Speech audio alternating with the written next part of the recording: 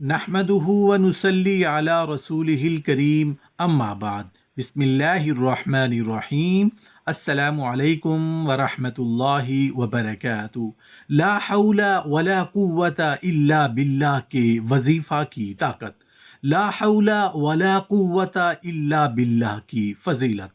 محترم ناظرین، انسان کے جسم میں لاتعداد بیماریاں ہیں جس کا بعض اوقات انسان کو پتہ بھی نہیں چلتا اور وہ اندر ہی اندر پرورش پاتی رہتی ہیں۔ لہٰذا جو شخص لا حول ولا قوت الا باللہ کے مبارک کلمے کو پڑھتا ہے جو کہ جنت کے خزانوں میں سے ہے، تو اللہ تبارک و تعالی اپنی حکمت اور مشیت کے مطابق اگر اس کی قسمت میں ان بیماریوں سے شفا یاب ہونا لکھا ہوتا ہے تو اسے شفا عطا فرما دیتے ہیں، ورنہ یہ بیماریاں اس کے گناہوں کا کفارہ بن جاتی ہیں۔ کیونکہ از روئے حدیث کسی مومن کو اگر کانٹا بھی چبھ جائے یا کوئی بیماری آ جائے تو اللہ تعالیٰ اس کی اس تکلیف کو اس کے گناہوں کا کفارہ بنا دیتے ہیں۔ محترم ناظرین، لا حول ولا قوت الا باللہ کے وظیفہ میں لا حول ولا قوت الا باللہ کا زبان پر ذکر کرنے میں کتنی طاقت اور کیا راز پوشیدہ ہیں۔ لا حول ولا قوت الا باللہ پڑھنے کی فضیلت کیا ہے؟ لا حول ولا قوت الا باللہ پڑھنے سے زندگی میں مرتے وقت، قبر میں اور مرنے کے بعد لا حول ولا قوت الا باللہ کے ہمیں کیا فائدے حاصل ہوتے ہیں۔ تندرستی اور خوشحالی میں لا حول ولا قوت الا باللہ پڑھنے سے کیا ملتا ہے؟ تنگ دستی میں لا حول ولا قوت الا باللہ پڑھنے سے کیا ملتا ہے؟ بیماری، مشکلات، پریشانیوں اور مصیبتوں کے وقت لا حول ولا قوت الا باللہ پڑھنے سے ہمیں کن انعامات سے نوازا جاتا ہے؟ جاننے کے لیے ویڈیو کو آخر تک ضرور دیکھیے گا۔ محترم ناظرین، اس سے پہلے کہ میں لا حول ولا قوت الا باللہ کے وظیفہ اور ذکر کرنے کی فضیلت آپ کے ساتھ شیئر کروں، لا حول ولا قوت الا باللہ کی فضیلت سے متعلق ایک چھوٹا سا واقعہ سن لیجئے۔ واقعہ کچھ اس طرح ہے کہ مامون الرشید نے ایک نصرانی کو 500 درہم کے عوض قید کرنے کا حکم دیا۔ اس کے ساتھ ایک سوار کو بھیجا تو راستے میں سوار نے ایک شخص کو دیکھا جس کے سر پر گھاس کا ایک گٹھڑ تھا جو ایک طرف کو جھکا ہوا تھا، تو سوار نے وہ گٹھڑ سیدھا کر دیا اور اس کے بعد وہ گٹھڑ دوسری طرف جھک گیا تو سوار نے اس پر لا حول ولا قوت الا باللہ کہا تو نصرانی نے اس کلمے کا احترام کیا۔ سوار نے یہ دیکھ کر کہا، جب تو نے اس کلمے کا احترام کیا ہے تو پھر تو اللہ تعالیٰ پر ایمان کیوں نہیں لاتا؟ نصرانی نے کہا، میں نے یہ کلمہ آسمان کے فرشتوں سے سیکھا ہے۔ سوار کو یہ بات بڑی عجیب لگی۔ جب وہ خلیفہ کے پاس آیا تو اس نے نصرانی کا سارا واقعہ سنا دیا۔ خلیفہ نے نصرانی کو طلب کر لیا اور پوچھا کہ تو نے یہ کلمہ فرشتوں سے کیسے سیکھا ہے؟ نصرانی نے جواب دیا، میرا ایک چچا تھا جو بہت دولت مند تھا، اس کی ایک نہایت خوبصورت لڑکی بھی تھی۔ میں نے اس کی طرف نکاح کا پیغام دیا لیکن میرے چچا نے نکاح سے انکار کر دیا اور دوسری جگہ اس کی شادی کر دی۔ جب شب زفاف یعنی شادی کی پہلی رات آئی تو اس کا شوہر فوت ہو گیا۔ میں نے پھر اس کی طرف نکاح کا پیغام بھیجا لیکن مجھے پھر انکار ہو گیا، حتیٰ کہ اس کا 3-4 مرتبہ نکاح ہوا لیکن اس کے ہر مرتبہ شوہر فوت ہو جاتے۔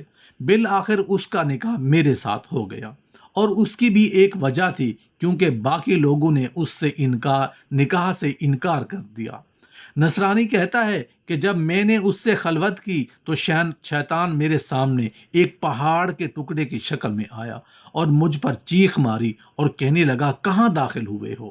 میں نے کہا کہ میں اپنی بیوی کے پاس آیا ہوں۔ شیطان نے کہا، کیا تجھے اس کے پہلے شوہروں کے بارے میں علم نہیں کہ میں نے ان کے ساتھ کیا کیا؟ میں نے کہا، ہاں مجھے معلوم ہے۔ اس کے بعد شیطان مجھے کہنے لگا، اگر تو اس بات پر راضی ہے کہ یہ عورت ایک رات میرے لیے ہو اور ایک رات تیرے لیے ہو تو یہ بہتر ہے، ورنہ میں تجھے بھی قتل کر دوں گا۔ میں نے کہا، ہاں میں اس بات پر راضی ہوں۔ چنانچہ اسی طرح وقت گزرتا رہا۔ ایک رات شیطان نے مجھ سے کہا کہ آج رات میں آسمان پر جاؤں گا تاکہ ملائکہ یعنی فرشتوں کی باتیں چھپ کر سنوں، اور آج رات آسمان پر جانے کی میری باری ہے، کیا تو میرے ساتھ آسمان پر جانے کے لیے راضی ہے؟ میں نے کہا ہاں۔